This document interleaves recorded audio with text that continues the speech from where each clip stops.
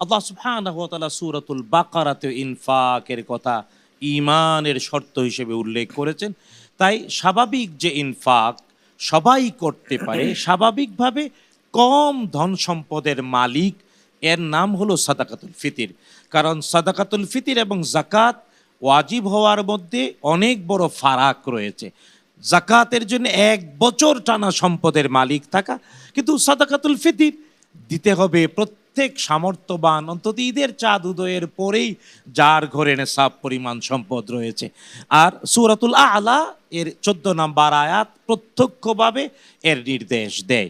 মুহাম্মাদুর রাসূলুল্লাহ সাল্লাল্লাহু তাআলা আলাইহি ওয়াসাল্লাম থেকে হাদিস, যেটা আমাদের মুবাশশির স্পষ্ট করে বলেছে যে রাসূলুল্লাহ সাল্লাল্লাহু আলাইহি ওয়াসাল্লাম ফরজ করে দিয়েছেন। কারণ আল্লাহ তাআলা যেমন ফরজ করার অধিকার রাখেন আমাদের উপরে, ঠিক এমনি রাসূলুল্লাহ সাল্লাল্লাহু তাআলা আলাইহি ওয়াসাল্লাম আল্লাহ তাআলা তাকেও আমাদের উপরে ফরজ করার অধিকার দিয়েছেন।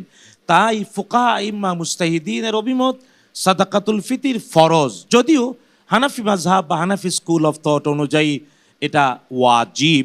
তবে ফিকহি পরিভাষায় ওয়াজিব মানে ফরজের মতোই বাধ্যতামূলক। শব্দের দিক থেকে হানাফি মাযহাব অনুযায়ী সাদাকাতুল ফিতির ওয়াজিব, কিন্তু অন্য ৩ মাযহাব বলেছে এটা হলো ফরজ, যেহেতু শব্দটাই ফরজ হাদিসে আসছে।